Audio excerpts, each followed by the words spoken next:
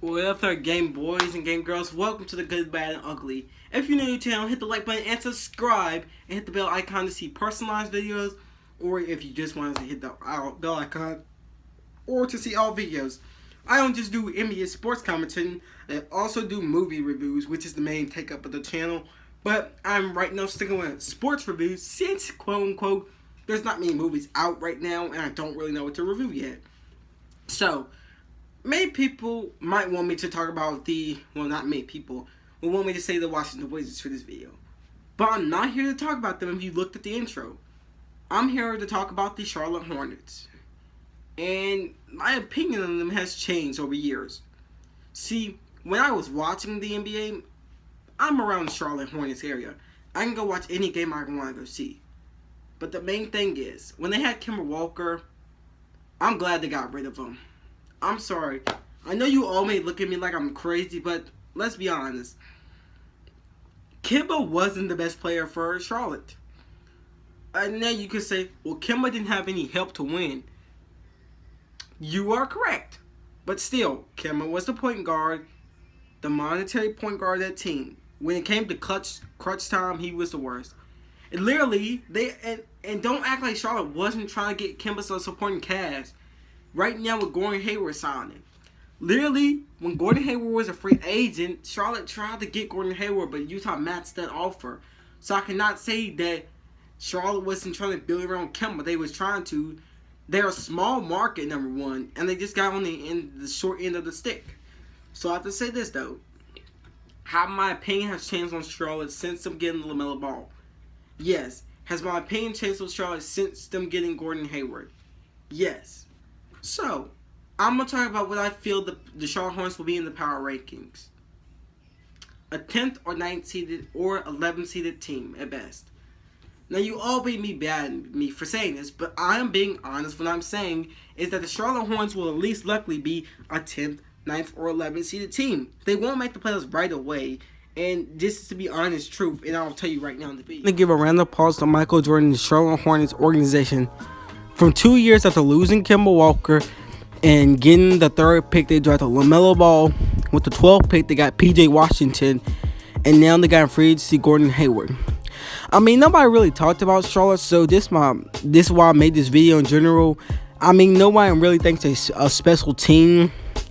But I'm really about to get into why my opinions are on Charlotte, because they haven't got talked about as much as the other teams this season has. Like, I mean, you'll see pictures like of the team in general, but like still, like, I'm really about to get into what I think. I'm gonna start with the main subjects like Gordon Hayward, LaMelo Ball, for instance, them players, including some players in general, like Cody Martin may make appearances in general, and Devontae Graham, he can make an appearance in the video too. But I feel in general, we're gonna start with number 1, LaMelo Ball. LaMelo Ball, to me, has the most highest ceiling for Charlotte Hornets in history. Number 1, him being 6'7", and number 2, he has the most highest ceiling that he can also become the biggest bust of the NBA season to be drafted. With the most hype, there's never been a real bust, but LaMelo Ball can fit that. Now, I'm not saying he's going to be a bust. I think LaMelo Ball will have a great, okay career in the NBA. Now, in general, I'm going to start with the pros. Number 1, they're getting them a 6'7" point guard. Now, most teams' point guards aren't that tall in general, so Charlotte's very lucky. Like, players like Ricky Rubio, all of them are 6'2", or 6'3", or 6'1". So, Charlotte's kind of getting the upper hill with getting LaMelo Ball as a point guard. I don't know, but, like, in general, here's his stats. He averaged 16.4 points in Lithuania and averaged 3.8 assists a game. So I feel like some of the numbers may dwindle or go up a little bit. Like in 2 years from now, he'll be averaging maybe 20 or 16 points a game and maybe 4 assists. But right now, I feel he'll drop down to 14 points a game. Now, my main reason is, in general, why he might drop down to 14 points per game is LaMelo Ball, in general, reminds me of Kyrie Irving, a little bit taller. Like, he's got everything combined, a little bit of defense on him. And you know how Kyrie Irving is. He wasn't an MVP player. To me, Kyrie Irving's an MVP player in his best years, but still, in general, LaMelo Ball has a lot of hype to live up to. I feel like the pros are there, but the cons are like his shot creation, and in general, That's what I really worry about is his shot creation. And that's where it really can get you. And number 2 is keeping up with the pace of the NBA. Because I know people say, well, he played in the EuroLeague Lithuania. I don't know how to say it. That's a different style of pace. Like, playing in the EuroLeague, you're playing at a different style of pace than the NBA. There's different style of pace. Like, playing in college and high school basketball, there's a different style and pace. So I'm not going to try to say these two games are the same. They're playing the same games, but in different paces of styles. So that's why I compare by. And LaMelo Ball was able to get a lot of pace in Lithuania, but it's going to be different in the NBA because he's going up against stars like LeBron and all of them.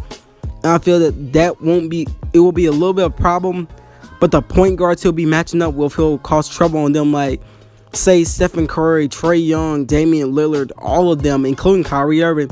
The only point I really see that can match up with him is Jamal Murray. That's what LaMelo Ball reminds me of too also. It's Jamal Murray. I hate to say Jamal Murray is a great player. This is what LaMelo Ball really reminds me of, this player Jamal Murray. I mean, his skills are at a top potential in general. I feel that he can be a success to Charlotte Hornets organization. A all-star player, a maybe MVP player in general. Give him about 4 years before he becomes the superstar, the franchise player, or the all MVP player. I'll say, because we really don't know yet by now, but in general, LaMelo Ball will definitely have all the talent Charlotte will really need to really get them up in a better position, because I feel LaMelo Ball will do a lot for them. Gordon Hayward in general has a lot of weight on him this season. Number 1, he left a championship type team to go back to square one. What I mean by Gordon Hayward was on the Utah Jazz. He didn't like how things was going there and left them later to go to the Celtics. And now he's back to square one. Now, in general, he was supposed to come to Charlotte a lot earlier than we expected him.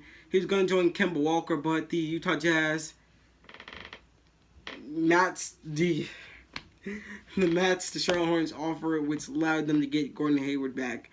So yeah, in my opinion, what do I feel for the Gordon Hayward situation in Charlotte? Let's talk about it. When I really get to Gordon Hayward, I feel as a player, he in general is an underachiever on some levels. Like, he reminds me of Paul George. Like, when he was in Utah, the different situation though, they tried to build around him his final years there, but he didn't left. Imagine if he stayed there with Donovan Mitchell, Rudy Gobert, and Ricky Rubio. I believe they could have been a contender. But still, like, I feel like with him leaving, then he gets his ankle messed up. In general, I'm going to start with the cons first off. Number 1, him not going to be on the floor a lot. I feel like with Boston, with him off the floor in the playoffs, that was a major problem that they didn't have him on the floor in the playoffs, because now he's at square one again real quick. He's on a team with a little bit of potential like Utah, but he left the team with conference final potential. But yeah, in general, like I said before, you're losing Gordon Hayward out. Again, he did a lot of great stuff for you now. Like, you have like 7% chance of, or 5% chance of winning games with him on the floor. With him off the floor, I'll give Charlotte like a 3 or 3% chance of winning games, in fact. Like, in general, that's how I feel about them. And then I'll give, unless I see what LaMelo can do during the season. But with him on the floor, I give him like a 7 or 5% chance of winning more games, because they're going to have him in general in the games. And the main things that really get to me, that really will help, Gordon Hayward will help Charlotte with, is number 1, he's a wing shooter. I'm sorry to say this, but Charlotte really had only one wing shooter. I'm going to get into next.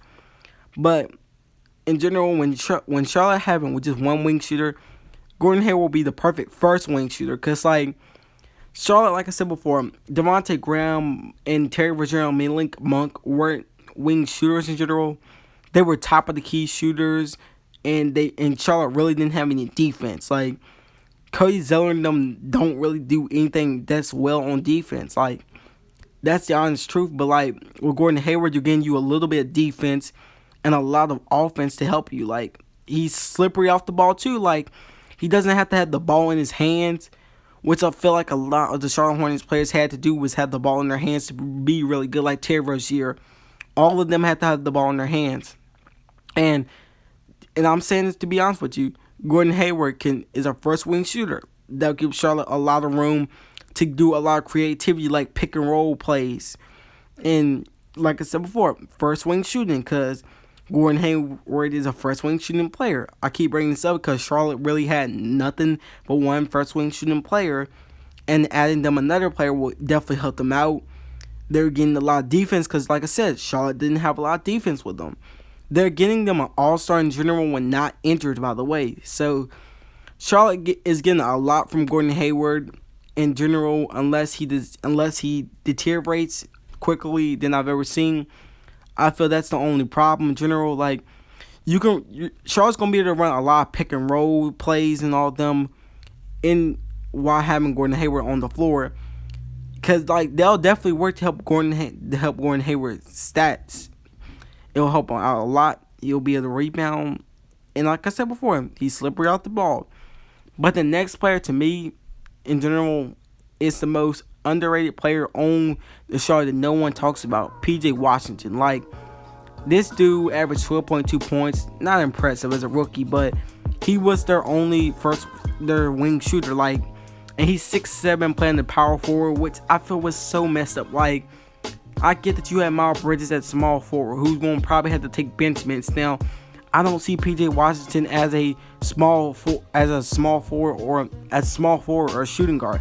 That's the best position for this dude. Like, he plays exactly like a shooting guard. Now, some positions need to be switched up in the league, like Anthony Davis. He plays center, but he plays power forward a lot more, and it's a better position for him. But in general, with PJ Washington, the dude is a great shooter in general. He shot 37%, which I feel can go to 40%. Now, I'm not going to say this dude is a superstar. I don't feel that for him right now. I feel he's more of a role player for Charlotte. Like, I think he'll make a couple all-star role player appearances. Because that's how I feel PJ Washington is. He's a role player. He'll get the ball into the paint when you need it. He can shoot when you need it. And if you're putting him in a good position, he'll definitely do a lot, like pick and rolls and stuff. That's definitely work. I feel like that's the reason that Charlotte picked him. And he's from Kentucky, and you know how Kentucky is with players. And PJ Washington, I feel, isn't meant for the power forward. Like, shooting guard would definitely work for him. Unless they move LaMelo Ball to shooting guard, I would definitely move PJ Washington to shooting guard. Now you say, who would you have power forward? You can put Cody Zeller, Bismack Biyombo at power forward. He was the most exciting part for the Charlotte Hornets last season, I have to say. And that's the honest truth. Like, he in general made me like watch a lot of Charlotte Hornets games. And I was like, oh, this is not a bad player. He pretty much can ball. I'm like, wow, who is this dude? Like, he's definitely going to win a lot of games for them. Even though Charlotte had the worst record, PJ Washington definitely showed what he can be. I believe his points will go up to 14 points a game. Like I said, with LaMelo. But if LaMelo and Gordon Hayward has the ball, so he can go up to 13 points or stay at 12 points a game. Like I said before, I feel that PJ Washington is more of a role player, fit in the NBA more than anything. And he'll do a lot for this duo of Gordon Hayward and LaMelo Ball. So yeah, I've decided right now what's my opinion on the rankings and the management. First off, I'm going to start with the coaching. Real quick, I don't think they might need to trade a coach, but we don't know what's going to happen with this new system and rule, because they still have the same coach, but we don't know. But like last year when they had Kemba, they were a 9th seed, so this does mean when he does have an all-star, he can do a lot. But depending on their ranking of seasons, 4 years from now, I see them as a playoff team if they're able to keep Gordon Hayward, if LaMelo Ball is able to transition to a superstar, and if they're able to keep pieces like PJ Washington or Devontae Graham. Now, I'm going to get to the team now. There's no more cutscenes of what they're doing. So, I'm going to start with Devontae Graham. I love Devontae Graham and Terry Rozier, but you're going to have to choose between which player you're going to want to keep. I love both of these players, but one player you're going to want to keep and one you're going to want to let go. Because I feel like the problem with the Charlotte Hornets a little bit more was them having 2 point guards doing something. Now they have LaMelo Ball that gives you 3 point guards. Now, if I'm the coach of the Charlotte Hornets, I'll put LaMelo Ball at shoot. I'll put LaMelo Ball at point guard or shooting guard. If I'm going to put him at point guard, I'll have Devontae Graham start off the bench. Who will be your shooting guard then? I'll have P.J. Washington because he's 6'7". He even plays like a shooting guard, which is I felt was the problem was that P.J. Washington is going up against guys like Giannis, Pascal Siakam, all of them, really. So, yeah, he really doesn't have that much of a good choice. So, put him in the shooting guard position. I feel like he has a little bit of a better chance. I'm not even a Charlotte Hornets fan, and I know this team has potential like the Hawks, but it takes a lot to unlock your team potential. Things like players. And with players like Charlotte, like I said before, you're going to need to put P.J. Washington in a better position for himself because I feel like he's a great role player, like I said before. I said P.J. Washington is a role player. He can become a superstar if you make him one, but he can be a great role player in his position. So I will say that's what I believe he can become. I would at least put him in shooting guard if I'm going to keep LaMelo Ball at point guard. If LaMelo Ball is playing point guard, he is the most advantage of any point guard ever because of him being 6'7", and most point guards not that height. So that means he has the biggest advantage. P.J. Washington at your shooting guard, he's 6'7". He has a little bit of advantage. He can shoot. Then you have Gordon Hayward playing your small forward position. Then who would you have playing power forward? It'll be between Cody Zeller and in your last Frank Kaminsky, I believe. That's the main ones I would really, or Biyombo. I'll have Biyombo play center and Cody Zeller just play, well, power forward. There you have your whole position set up, locked down. Simple like that. Like, that's how I'm not even a coach and I know how this can work. Like, in general, I feel like a lot of the problems was that they didn't have enough wings. So, LaMelo would definitely have a lot of players because, as I've seen in Lithuania, he was able to, when he's in a tough situation, he's able to dish the ball out to the wing players. And I feel that with P.J. Washington on the wing side and Gordon Hayward, they're definitely going to hit a lot of shots. But that's what can continue if they're able to get good. Now, another thing I would do is at least trade for a piece. Like, not trade like Gordon Hayward or P.J. Washington. I would say a piece that you really don't want anymore. And a team that I really would trade a piece for is Kevin Love. Like, now you're probably going to say, well, you're going to get Kevin Love with P.J. Washington.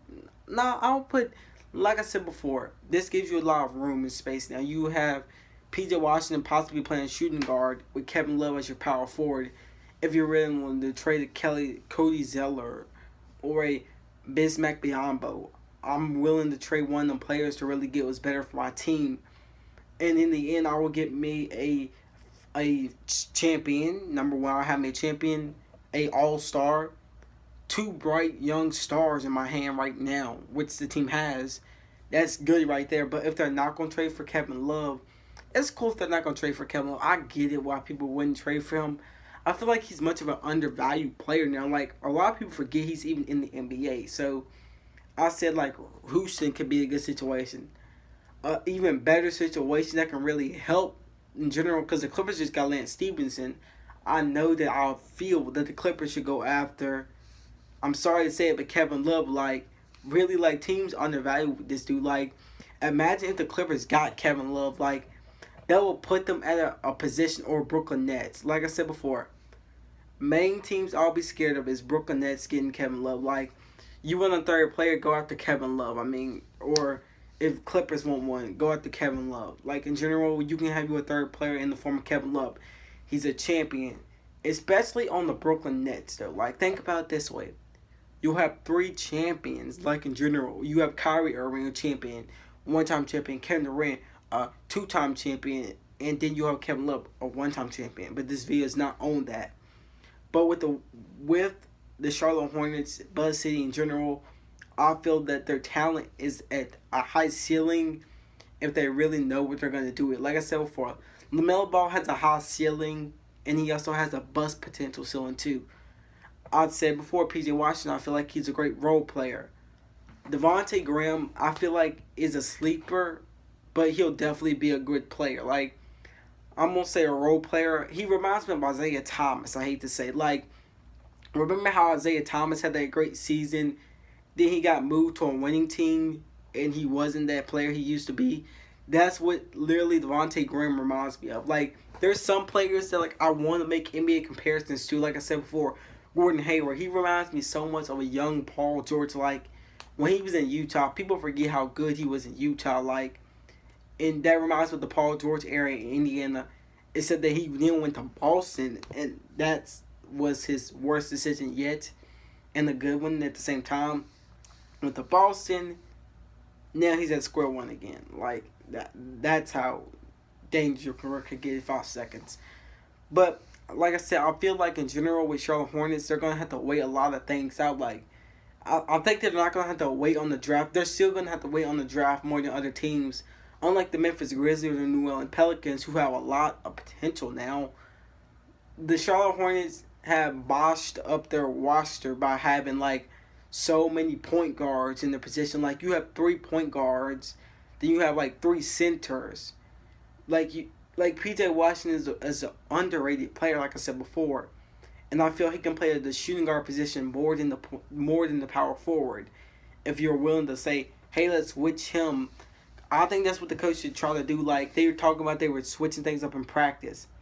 That's cool. So put PJ Washington in the shooting guard position. You're not gonna switch LaMelo Ball up.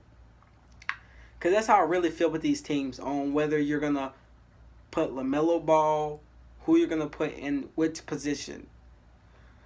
So yeah, that's how I kind of feel with the whole teams and situations as far as I go. Like the Charlotte Hornets to me are at least a 9 or 10 seeded team in the Eastern Conference because that's why I feel they are. They're not they're not a big team like I said before.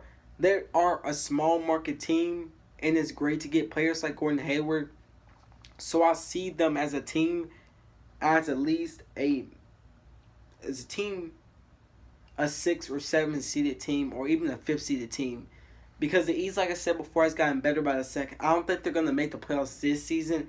They'll probably get like a 9th or 10th seeded team at best. Because like you got the Miami Heat, Philadelphia 76ers, who haven't really made the biggest moves, but have made a couple moves to make them better. And then you got Atlanta Hawks, who made major steps to get them better.